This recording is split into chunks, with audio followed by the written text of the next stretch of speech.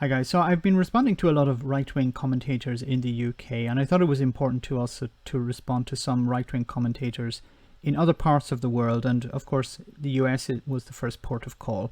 And here we have a right-wing commentator, Ben Shapiro. I've responded to Ben Shapiro in the past on the issue of abortion, but in this case, he's talking about the lockdown in California. Now, Ben Shapiro is a right-wing commentator. He has this love-hate relationship with Donald Trump. I think more love than hate. The hate is a fake hate.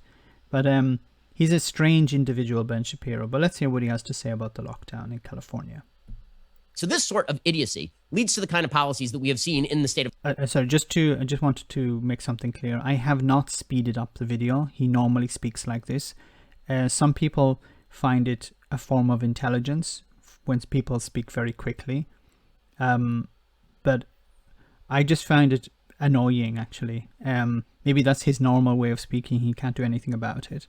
But I think it's a tactic in order to confuse people. So if you speak very quickly, you don't actually have to respond to everything. If you say 10 things in the space of a few seconds, it's very difficult for someone to respond to those 10 things. But anyway, let's go ahead.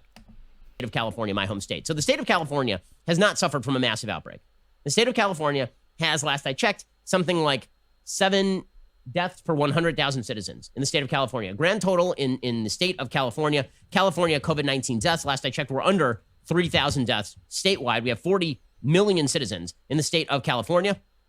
We have 2,770 confirmed deaths from COVID-19 in the state of California, according to sort of the numbers that Google is popping up for me here right now. Okay, so those are not massive, incredibly large numbers. Okay, those are... And why do you think that's the case? It's because California has imposed a lockdown. The lockdown was successful. The lockdown is successful. It's working. They have maintained a low infection rate. So I don't see the problem here so far. Every death is a tragedy. Every death is bad. But California is not the center of this outbreak. I guess it's up to 2,882, according to the LA Times. Okay, that's terrible. It's bad. And we should be careful when we reopen. But the state of California has basically decided that we are now engaged in a kindergarten game of one-upsmanship. And it was pretty obvious that this is how things were going to go when the lockdowns originally occurred, right? San Francisco lockdown, and then immediately thereafter, LA lockdown, and then immediately thereafter, New York lockdown. Yes, because they realized that there were infections. So there was an outbreak, and they decided it's important to lock down. We should lock down. Why is that a problem for you? And so it's going to be the other way around, right? You're seeing one game of follow the leader when it comes to reopening. With some states saying, listen, we got to reopen or our economy is going to die. Others... Why are you looking at this through some political lens? I understand you're a political commentator. I'm a political commentator. But I'm not looking at this through a political lens. I'm assuming that their scientists, their advisors, said you should lock down. Okay, so they lock down. Now, when they're moving out of the lockdown, they're listening to their advisors, their scientific advisors, and the scientific advisors are saying, yes, if you want to release the lockdown, if you want to ease out of the lockdown, there are certain things that you should respect. And maybe the best advice is common across the board. States are saying, listen, we're not going to be blamed, right? If you're Gavin Newsom, if you want to avoid scrutiny, what you say at this point is, we're never going to reopen. Ever, right? But he hasn't said that. Where has he said that? Please provide some evidence of him saying we're never going to end the lockdown. We're not reopening until there's a vaccine. If you're J.B. Pritzker in Illinois, we're not reopening until there's a vaccine because I'm not going to be... But he didn't say that. Please, can you present some evidence of him saying we're not going to reopen until there's a vaccine? Blamed for one excess death. I'm not going to be blamed for any sort of excess death. Now, here's the reality. Politicians cannot lock down this way. Americans are just not going to stand for it. And they're particularly not going to lock down in the idiotic fashion that is now being promoted by the Los Angeles state government. So California is saying, well, why don't we let people decide on a county-by-county basis? Just going to point out, when Donald Trump says that, according to the states, when he says states should decide, localism should rule, he's very bad. When Gavin Newsom says counties should decide on a county-by-county basis, then Gavin Newsom, apparently, according to the media, is very, very good. But according to County Public Health Director Barbara Ferrer, she said at Tuesday's Board of Supervisors meeting, based on her community relations degree from UC Santa Cruz, based on... Okay, but you are not a scientist. I am not a scientist, but you're criticizing someone for having an opinion on this who's not a scientist.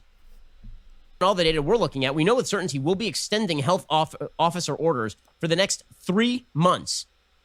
3 months. The stay-at-home restrictions orders will be in place for 3 months. How do you even know that? How can you? We couldn't forecast this thing 2 weeks out. Ferrer said, while the safer-at-home orders will remain in place over the next few months, restrictions... Okay, he's speaking very quickly and he's talking about many different things at the same time here. So this local council has decided that they're going to impose a form of lockdown for the next 3 months. Okay, but if the situation changes, I'm sure they're going to ease the lockdown. You're just looking at it as a lockdown, a complete and utter lockdown. But that isn't the case. For example, in San Diego, in California, they've opened beaches once again. Parks are open. So there isn't a complete lockdown all over California. If you're looking at, well, some businesses aren't able to open, so that means that there's a complete and utter lockdown, then what is a lockdown to you? Will be gradually relaxed under the county's existing roadmap to recovery. We're counting on the public's continued compliance with the orders to enable us to relax restrictions. They say that instead, the LA County Board of Supervisors is trying to claim that they were taken out of context because the original statement is that the stay-at-home orders would remain in place as is for 3 months. Mayor Eric Garcetti said, I think quite simply, she's saying we're not going to fully reopen Los Angeles and probably anywhere in America without any protections or any health orders in the next 3 months. I think it's going to be even longer than 3 months. Okay, that's not what the original statement was. The original statement was the stay-at-home orders are going to remain in place for 3 months until the end of July, which is patently insane. It means... Why is it insane? They're extending it because they feel that the situation is not safe enough. Would it not be better to be safer than to open up and risk a second wave? This is protecting against a second wave. Now, I am not a supporter of a permanent lockdown, but that's not what they are talking about. They're talking about gradually releasing the lockdown over the next number of months. You don't like that, so you're calling it a complete and utter lockdown. But that's not what they're talking about. The end of the economy of Los Angeles, as everybody well understands. And as it turns out, the policies that are being promulgated in LA are completely idiotic. So are the policies in California for reopening counties. I'll explain the policies, okay? Here are some of the policies. The policies, according to the LA Times, at the beaches. You ready for this? How people can use the sand will look different. Face coverings will be required when not in the water. Sunbathing won't be allowed. Only active recreation, surfing, running, walking, and swimming will be permitted. Coolers, chairs, umbrellas, and any of the other accessories that typically dot the shoreline should be left at home. Do people understand, like, why masks are useful? Or why being outside is good? Or why social distancing is useful? So the idea is what? I'm going to, take my kids to the beach. I'm going to pop open that back door. I'm going to take my kids. I'm going to walk down with them to the water, throw them in the water, take them out of the water, walk back to the car, shove them inside. Like, what the hell are you talking about? This is not how beaches work.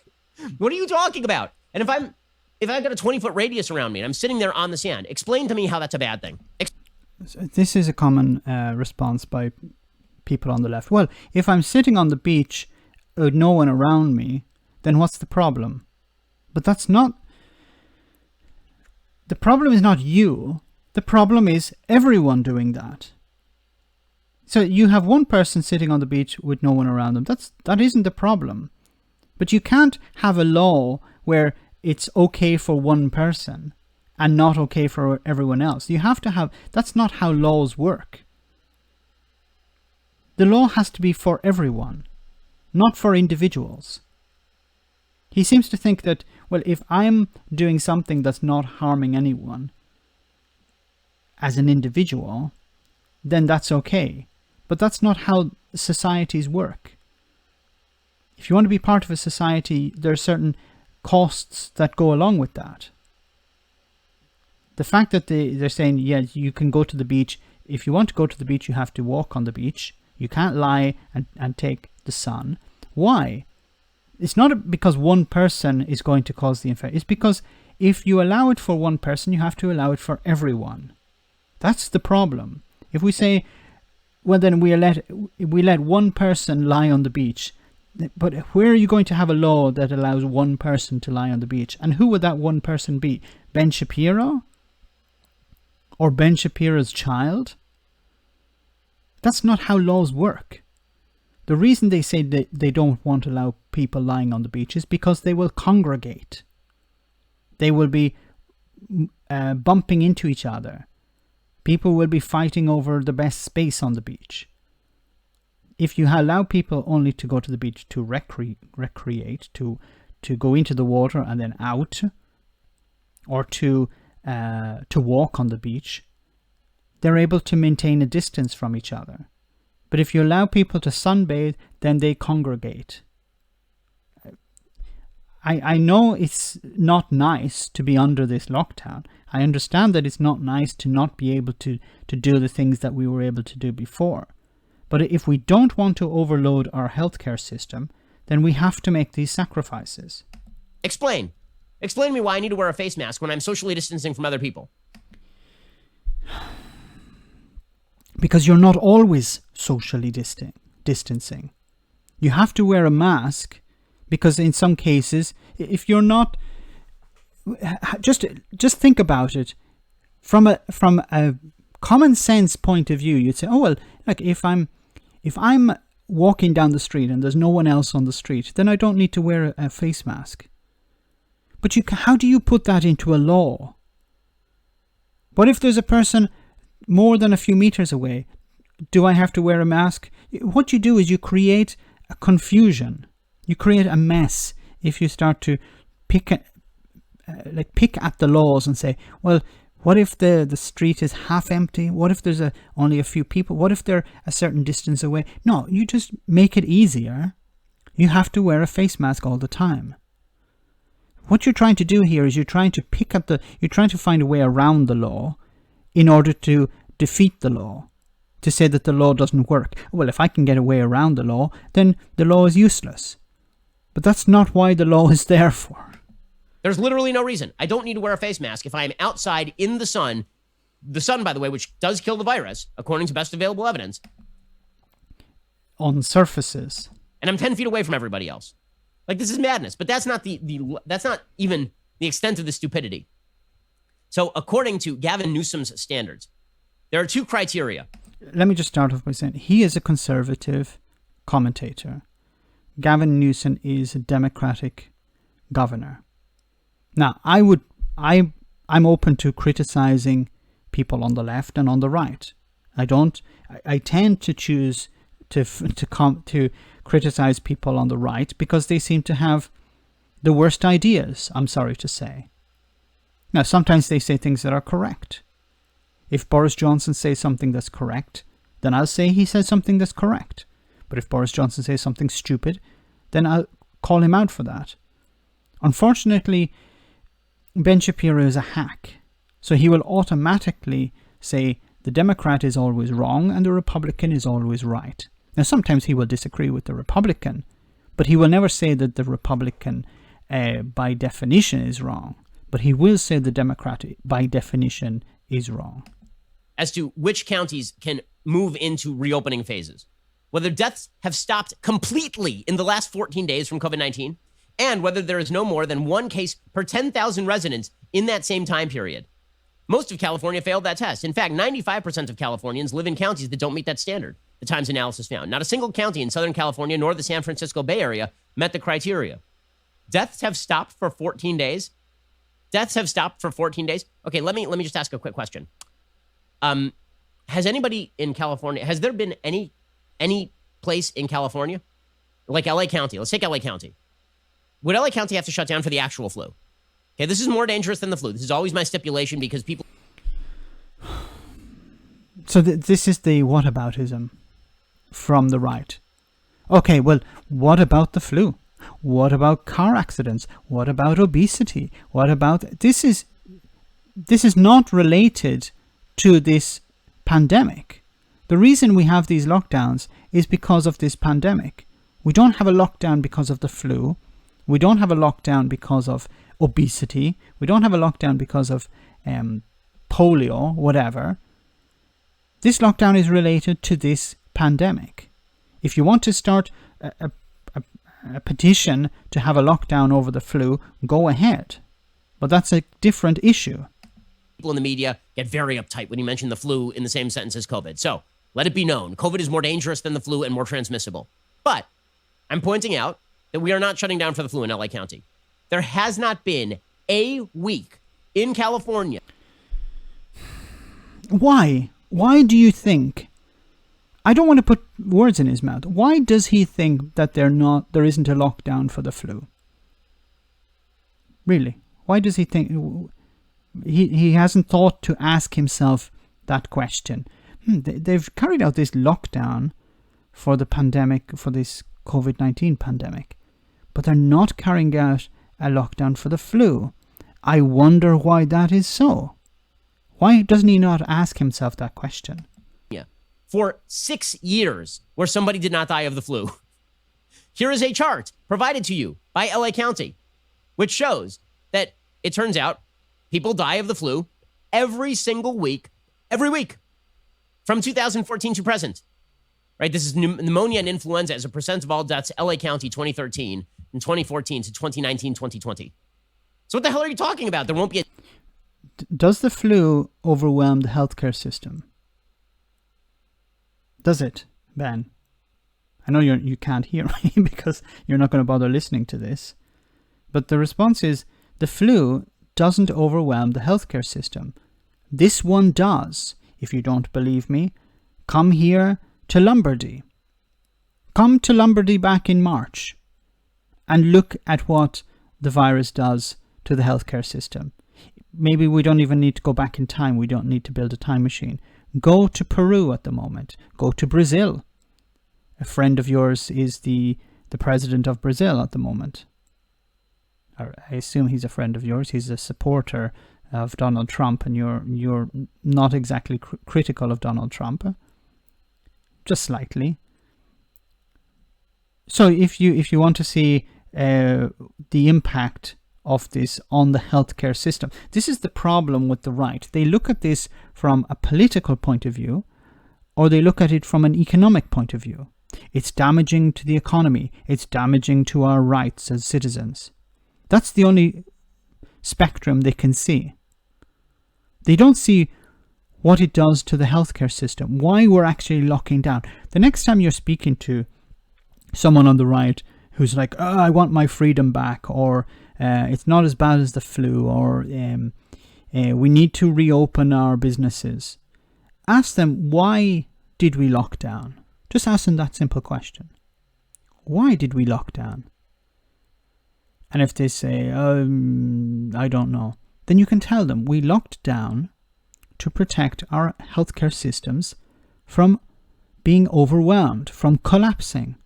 Because if the healthcare system collapses, then what's the problem? Then if you cut your arm, or if you have cancer, or if you have a stroke or a heart attack, and you go to the hospital, and the hospital say, I'm sorry, we can't deal with you today because the hospital is full of infected people, then what happens to you? You likely die. We don't have a healthcare system. This is why we have a lockdown. The lockdown is to protect our healthcare system. I don't understand why this is so difficult to understand. Politicians, at least Boris Johnson was honest in the UK to talk about this. He said, we need to protect the NHS. We can't have the NHS overwhelmed. Now, his approaches to defending the NHS were completely terrible. But he did actually tell the truth when he said we need to protect the NHS from being overwhelmed. But on the right, they seem to ignore this. It's all about the government want to take away my rights, or the government want to make me poor. A death for 40. You know how many people live in LA County? There are 10 million people in LA County. So you're telling me that until there's not one COVID-19 death in all of LA County, so I guess like in 100 years, when several generations of Los Angelinos have died. But this is completely irrelevant to the issue that we're looking at. The issue we're looking at is there is a lockdown because of COVID-19. Why is there a lockdown? Because of what I've just said. You're talking about the flu. You're talking about, well, people die of the flu, so why don't we lock down? Because it's not in any way related. Died. Then I guess we can reopen according to these standards. This is just madness. It's complete and utter insanity. Do you know what a vaccine is, Ben? Maybe you're an anti-vaxxer. I don't know. Do you know what a vaccine is? We have a vaccine against the flu to protect as many people as possible from the flu. If we didn't have a vaccine against the flu, more people would get sick. They would go into hospital and they would overwhelm the healthcare system. It's not frigging science, rocket science. Do you not have the access to this information? I have access to this information. This guy, let me show you. Scroll down. He has 1.18 million subscribers. He has a radio show. He has his own channel, a radio channel. He's invited on TV all the time. He has access. He has a lot of money as well. He has access to this information. How is it that I know this and he doesn't know this? Meanwhile, California State University is going to teach remotely in the fall. They're not going to let the students go back to school. Why? Well, they can't explain it because the reality is that young people are not in particularly terrible shape. In fact, young people are in particularly good shape. If you're vulnerable, you should stay off campus. People under the age of 18 are less likely to spread the virus. Under the age of 18. Now, you're talking about university. So these are people not under the age of 18. But even if they are but they're less likely. There's a smaller number who are likely to spread it. The number of people spreading it is much lower. Sorry, I got there in the end. But it's not zero. So what is the point of taking the risk of sending these people back into a university where they're going to meet with people who are not only just under 18 or under 21 or whatever age these students are. They're going to meet with older people, professors, staff, administrators, cleaners, people who work in the university. Some people who are probably working in the university for minimum wage, who are risking their lives to clean these universities. For what? So that these students can go back into university when it's not necessary. If they're able to learn online for this period of time, so be it. Maybe this is the future. Maybe it's not necessary to have university buildings if we can do everything online. I know it's not the same, but maybe we can allow students more flexibility. Maybe some of them will no longer need to travel. Maybe they can do all of their study remotely. There are advantages and disadvantages, of course. But I think taking them out of a risky situation is an advantage. And Mitch Daniels, who's the president over at Purdue, the dean over at Purdue, he said we're going to reopen and we're going to take precautions for people who are vulnerable. This would be the rational solution, but we cannot pursue rationality in any way. It's lockdown infinity. Lockdown and then lockdown. But it's not lockdown infinity. It's for a period of time. See, you're rebelling. What you're doing here is you're rebelling against the new normality. You want to go back to the old way. Unfortunately, and I would like to go back to the old way in some aspects too. But that is dead. We have to go forward. The new normality will be different. There will be pockets of parts of the United States where things are the same as before. But I don't see them lasting in the long term.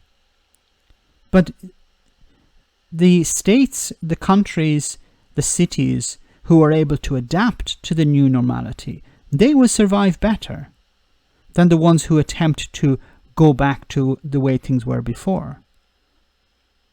Because if you have a business and you're able to adapt and survive with fewer customers, with a different layout in your shop or in your bar or restaurant or whatever, and still survive, then you're more likely to survive in the long term than the one who attempts to go back to the way it was before. Because what happens is, if you try to go back to the way it was before and fill people in, yeah, you'll be able to make some money in the short term, but then you will lose the trust of the public, because people will start to feel maybe it's not actually safe to go in there. It's about creating a safe environment. Would you feel more safe going into a restaurant that has fewer tables than a restaurant that is full? I know which I would prefer. And it's about me feeling safe. It's not whether one is safe or the other isn't. It's about the perception. That's what you need to create in your business. Surely you know that as a capitalist. An infinity plus one. That's the way this is going to work for a lot of politicians. When the media set up a standard such that reopening is considered you greenlighting death, it is not a shock that politicians respond to that political incentive by saying, okay, let's lock down forever. And as we'll see, that's exactly what Joe Biden is doing. The Democrats are naturally glomming onto the media calculus here. The Democrats continue to push lockdowns that move beyond the possibility of any sort of... Why are you saying the Democrats? But surely whoever's pushing... But once again, if anyone's pushing a lockdown, it's because they care about public health. But what would be the economic benefit or political benefit of pushing a lockdown? I don't understand. Unless it's there's a political benefit about caring about your citizens. You're saying, Max, you caring about people, you're doing that because it benefits you politically some way. Really? Maybe I should run as a politician, the caring politician. My namesake doesn't really have that reputation, so maybe I'd have to change my name. But really, he's so embedded in this political idea that Democrat bad, Republican good. So if the Democrats say something, it's automatically bad. It cannot be good. So he's not able to find a way for something to be good, because if the Democrats said it, it's automatically bad. I'd love to do with him as an experiment would be to take phrases or to take policies and remove the name of the politician or the name of the party that sponsored it, and ask him, is this good policy or is this a bad policy? His mind would probably explode, because he'd need to know who actually pushed the policy. Real calibrated response. It's not as though they've set a timeline that's in any way realistic. Again, that LA County timeline is insane. 14 days with no deaths from COVID-19. How about 14 days with no deaths from a car accident before we can get back on the road? Yes, but car accidents are not contagious, you idiot. They said 14 days without a death from... What's the problem there? You can argue with maybe the time frame. You can try to argue with why am I giving him something that he doesn't deserve? No. What's wrong with 14 days without a death? Surely that is a standard that we should be working towards. If it's the way he went straight to 14 days without a car accident is completely irrelevant. It's this whataboutism. It's a ridiculous statement on the right. Oh, what about car accidents? Why don't we stop people from... But that's a particular risk that we have to accept. The same way I've talked before about opening schools, opening businesses. Nobody's saying about completely closing businesses forever. In California, that's not the case. Some businesses have reopened.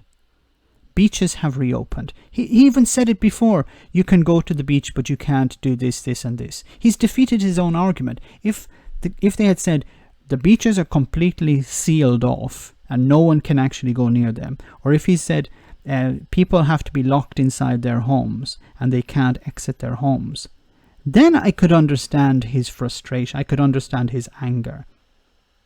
But he's saying this is a complete and utter lockdown. No, sorry. This is a complete and utter lockdown. But then saying, yes, but you're able to do this, this, and this, which he's not happy about. Decide what you want to defend. Like that's nuts. It's just nuts. Okay, but you have Eric Garcetti saying Americans want us to get it right. Yes, we do. You know what getting it right looks like? Allowing people back. Like, there will not be a functioning economy in the city of Los Angeles. And if you think that all you're going to do is just tax the rich people in LA, guess what rich people have the capacity to do? Move. To leave. This is the response always. If you tax the rich people, they'll leave. So we shouldn't tax the rich people. So we shouldn't ask people who have huge amounts of money and they're not spending it in the local economy to any serious amount. They shouldn't be taxed. Because if we tax them, then they'll move. Let them move. It would actually benefit the local community. Because it would actually lower house prices and normal people may actually be able to buy a house. It would actually stimulate the economy. More people would move in because house prices had decreased. Are you an idiot? Oh no, we better not tax billionaires because they might move abroad. To hell with them. Do you not think that they would move abroad if it benefit? Why do you think some people have bank accounts in the Cayman Islands? Well, we shouldn't actually tax people because then they can just move their money to the Cayman Islands. They will move the money to the Cayman Islands irrespective of how much you tax them. Unless you eliminate all taxes. It's a ridiculous framing. They're the only people in LA who have the capacity to leave. Now here's Mayor Garcetti. Most Americans want us to get it right. You look at polls across the country, certainly here in Los Angeles, it's go slow, don't go fast, and get it right so we don't have to retreat. So she wanted to make sure that I communicated, and what she was communicating is that we still need to have a public health order because there are some populations who will need to stay at home. People need to know whenever possible it is safer to stay at home. So if you can telecommute, et cetera, and there's no radical changes in the next week coming. Okay, so again, when he says that people want to go slow, nobody is defining these terms. Go slow. Nobody is defining what exactly that looks like. All the polls are extraordinarily vague about which exact policies people approve of. People are basically on board with the masking. People are basically on board with the social distancing. But very few people are on board with the let's just stay in lockdown until the end of time. But that's what you have presented. You have presented the idea that it's a lockdown until the end of time. There's a new normality. What you're doing is you're confusing lockdown with new normality. And unfortunately, as I've said before, there is a new normality. You can either be part of it, or you can, isolate yourself away from it. And you can attempt to isolate yourself from it, but for a limited period of time. You will eventually have to become part of the new normality. I don't like some aspects of the new normality. It actually makes me feel anxious when I walk down the street and I have to make sure that the person who's passing me is at least 2 meters away. I feel a certain level of anxiety when I walk into a business and realize, okay, I have to put hand sanitizer on my hands. I have to maintain a certain amount of distance away from the person at the cash register. If I'm asking for something, I have to, for example, today I went into the pharmacy and we're only allowed one person at a time. I walked in and there was already someone in there, and the pharmacist was polite, and he said, please wait outside. It was embarrassing because I had gone inside and didn't see the other person was there. This is the new normality. Is it good? Do I like it? No. But I understand its value. Now, gradually over time, it will probably change. But it won't be like it was before. I don't think it will ever go back to that. But if you're running a business, you need to be dynamic. You need to be flexible. You need to understand there are certain things I can do, certain things I can't do. And a good business owner will find a way, I think. That's all I have to say, guys. As always, your comments are much appreciated. I hope you enjoyed this response to Ben Shapiro. Thanks. Why not become a Patreon and enjoy access to our Discord server where we share news, chat, and have some fun. If you become a patron, you can also make video suggestions on topics that are important to you. Check it out via the link in the description.